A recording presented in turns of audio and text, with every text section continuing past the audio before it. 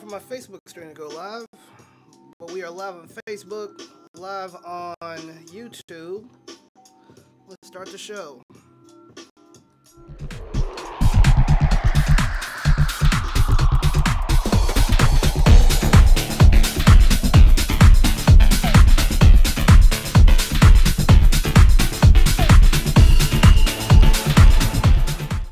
Okay, good afternoon, everybody. I know I'm starting a lot later than I normally do. I normally try to do this thing in the morning,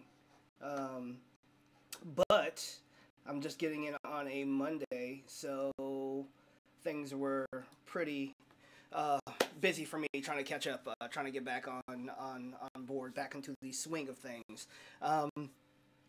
So, couple things I want to talk about today. Before we go, let's go over the news. Let's look at where everything is right now, and I'll talk about what I want to talk about within context. I got a new microphone here set up, so hopefully you can hear me fine. Doing a new, for those people who are interested, doing a new, almost like a taxi cab confessions type thing where I just talk about current events with my one of my best friends up here, Eric. Just two single dads talking about world events and issues and whatnot. And so we're having some pretty interesting conversations. So those people who are friends of mine, I mean, you can find me on Facebook. I have a public Facebook profile, Joseph Johnson. Just look for me. But anyway, you can just follow us there. We're doing conversations coming in to work in the morning because we both work here at Duke University, and we do conversations on the way home. And I try to give feedback. So if you want to see a different side of me that's not all about cryptocurrency and everything, just tune in there.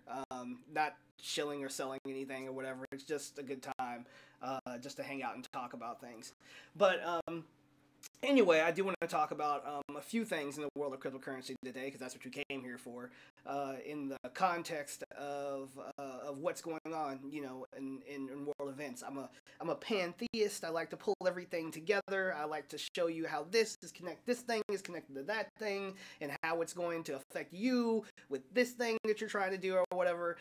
So that's what I try to do with this channel. I try to bring people, situations together and help you see how cryptocurrency is integrated into the bigger picture.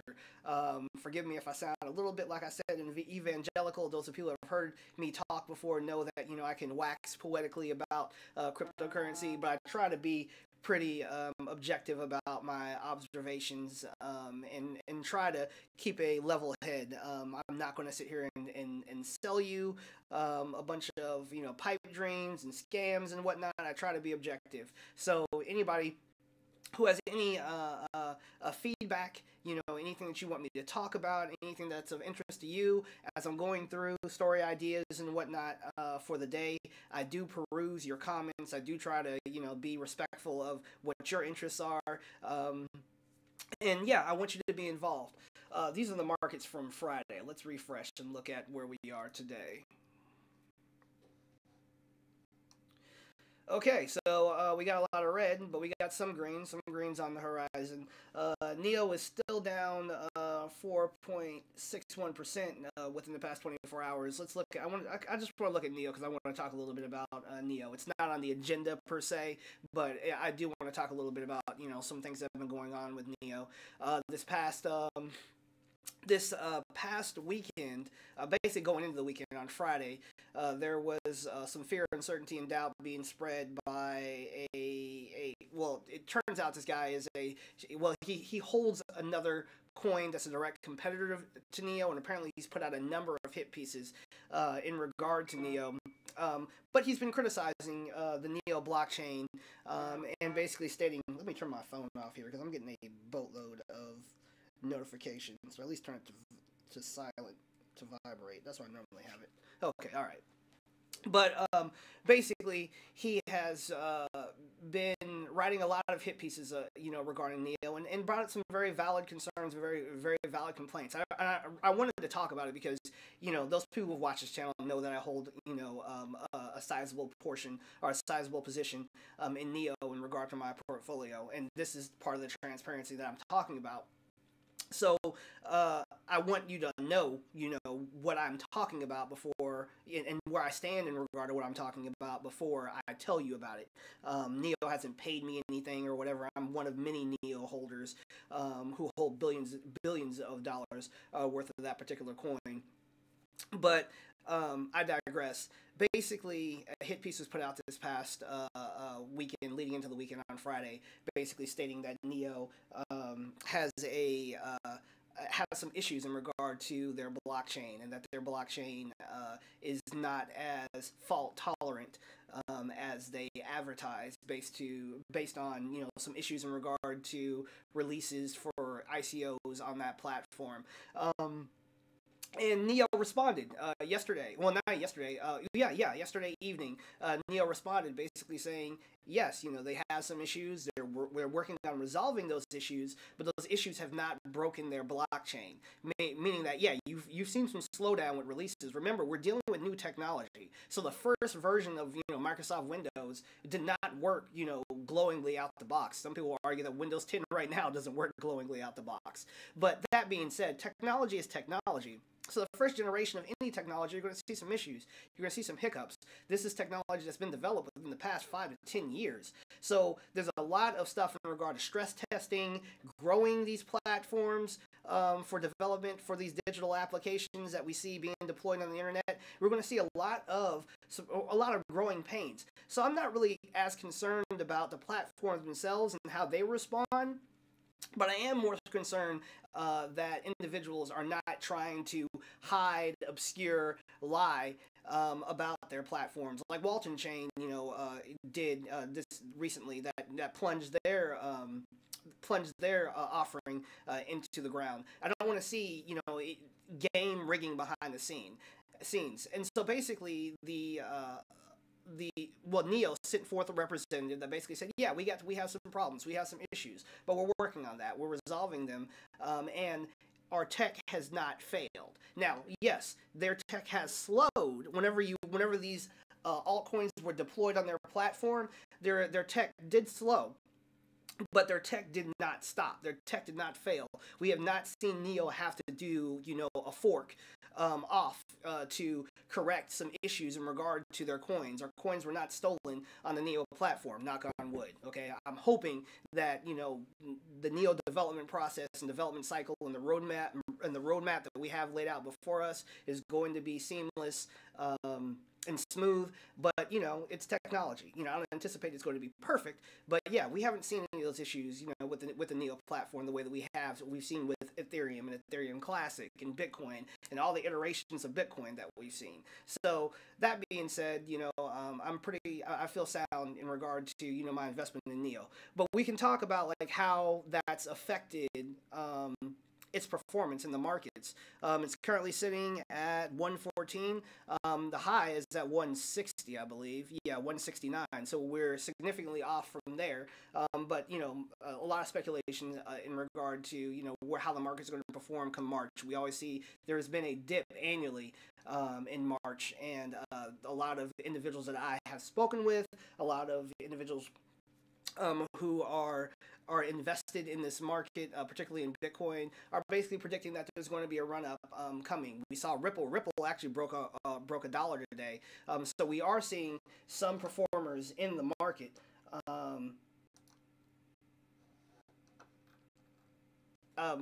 So within the top 10, we have 1, 2, 3, 4, 5, 6 in the green. So 6 out of 10. Not bad. So as far as I'm concerned, Neo is still a strong hold. It's in the red today, but it will come back. I was actually able to improve my position in Neo by selling, at the top after the ontology drop.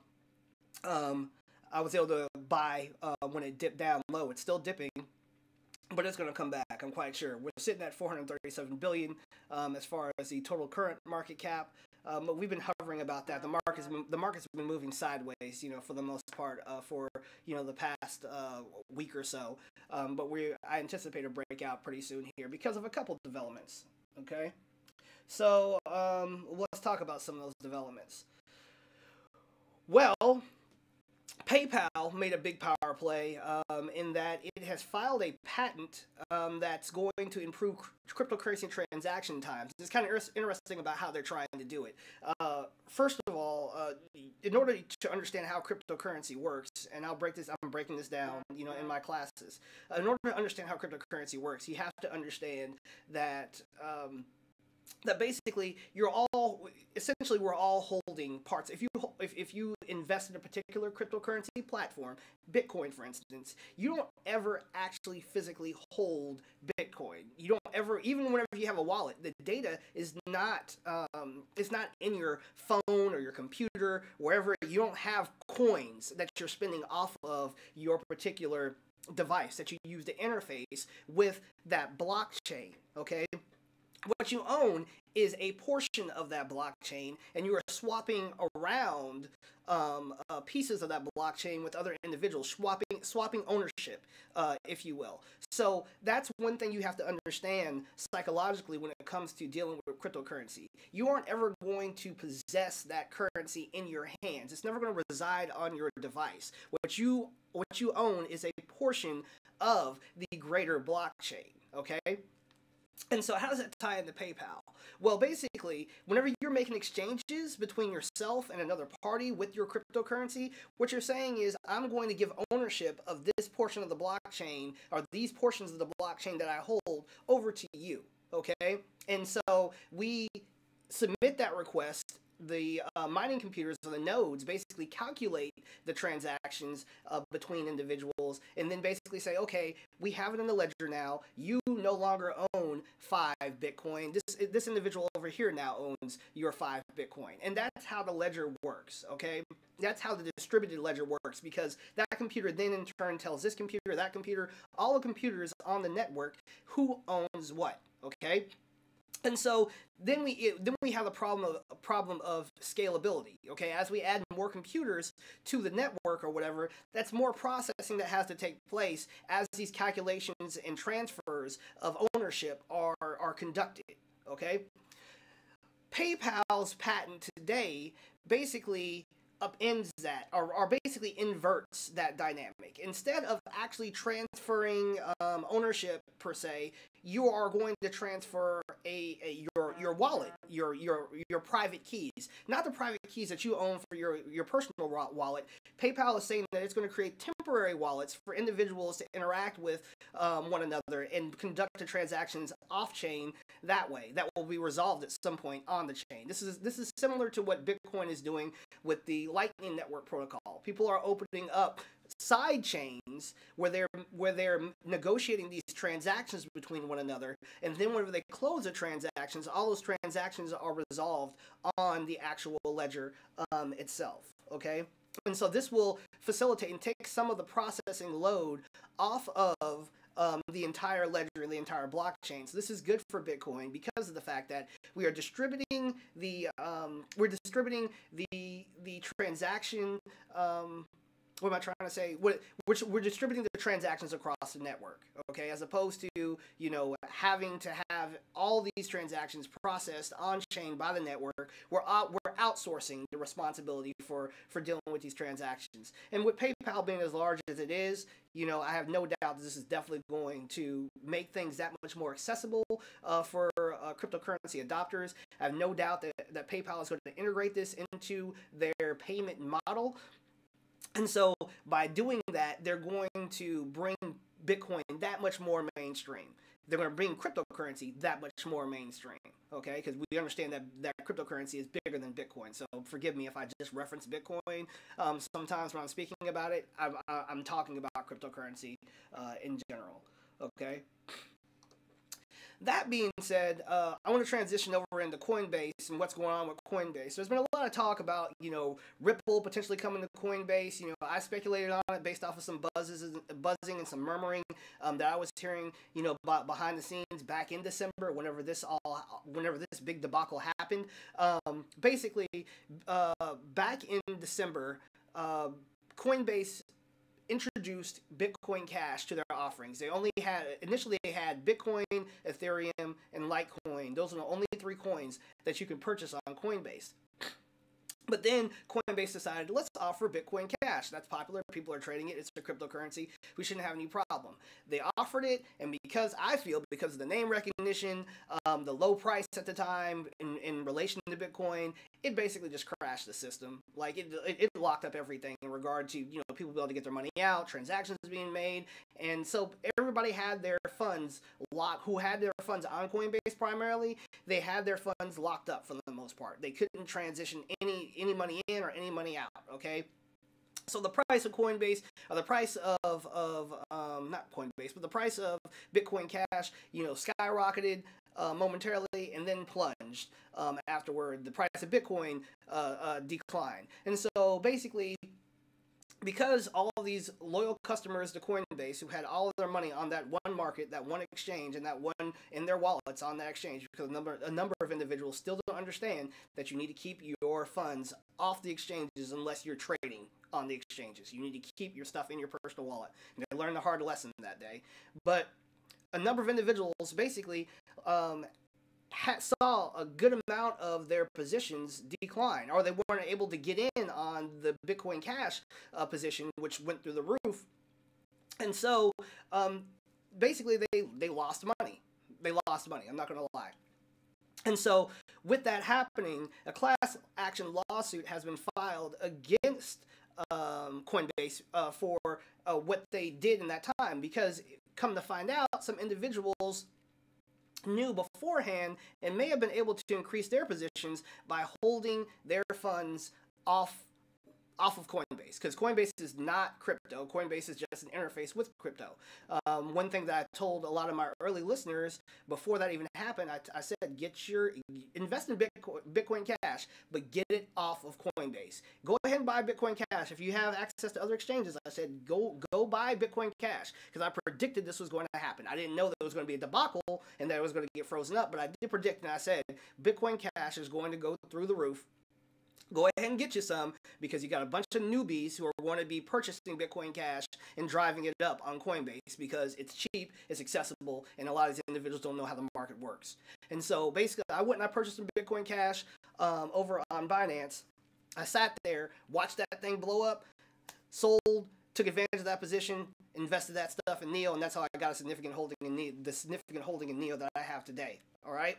So this is what you know, this is what you can take advantage of, or these are the market movements that you can appreciate whenever you respect the tech and understand basically how this market is developing. But I digress.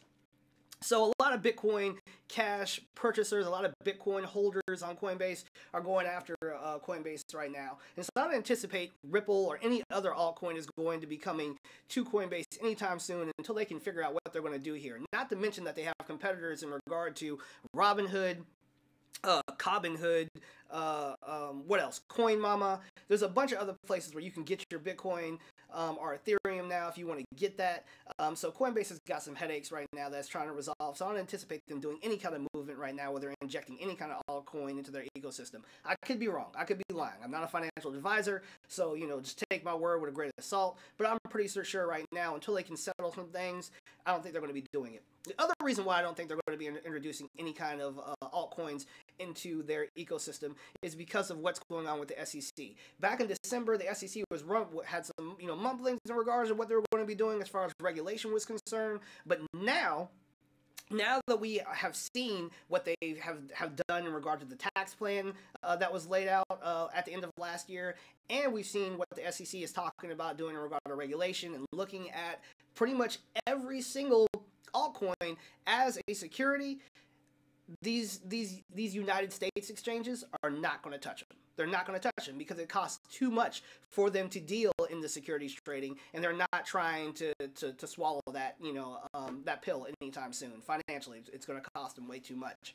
So, and also too, like I said, because of debacles like what happened with Bitcoin Cash, that combined with the securities pressure, all of these American exchanges are going to be either delisting altcoins, or they're just going to be staying away from altcoins, altogether. That's what I anticipate. That's what I predict is going to be happening until some standard can be established. I do believe that ICOs will continue to offer, will continue to thrive. But what you're seeing is an ICO exodus. A lot of these companies are moving offshore, moving to ICO friendly climates. And they're only accepting accredited investors. So they can make offerings here, but they're not going to be doing it through exchanges. They're going to be doing it directly through the accredited investor process. So if you're one of those big fish, you can invest. If you don't, you're going to wait for it to hit a market, and that market is probably going to be foreign. So keep a lookout. I anticipate Binance is going to go up. The market volume on Binance is going to go up. The market volume on KuCoin is going to go up. You're going to see a lot of foreign money going into these foreign exchanges, or a lot of domestic money here in the United States going into these foreign exchanges. It's sad to see, concerning the fact that, this is an emerging market and a lot of developments are being made and there's a lot of opportunity. But yeah, your average individual here is going to miss out on a lot of that, because you're not going to be able to get access to it. I do anticipate that a lot you're still going to see viability for these local markets as far as being on-ramps. A lot of people will continue to be introduced to cryptocurrency via these on-ramps and off-ramps, because Coinbase still can bring your crypto back into the world of fiat if you need that. So we'll be seeing that as well. But the government is doing what I anticipated it was going to do, what I predicted it's going to do. It's cracking down, it's closing the gates, it's making crypto accessible only for a chosen few, unless you understand the technology and know how to work around it. And so this is why you have to get savvy in this crypto space, because they are going to prevent you from taking advantage of these opportunities. They're going to prevent you from getting off of this fiat debt-based system. And that's what crypto is all about. That's why we believe in the blockchain. We're trying to get beyond that. And this also increases the incentive for us to basically, if we own crypto, use that as a means of exchange in regard to wealth. If you have a service, if you have a product that you're bringing to market, start offering crypto for that. Start offering crypto and selling and taking crypto, for your services, and using it outside of fiat, instead, in place of fiat. It's very, very easy to go to CoinMarketCap or any place online and see, what $5 of crypto is now versus, tomorrow. Now, yes, there is fluctuation.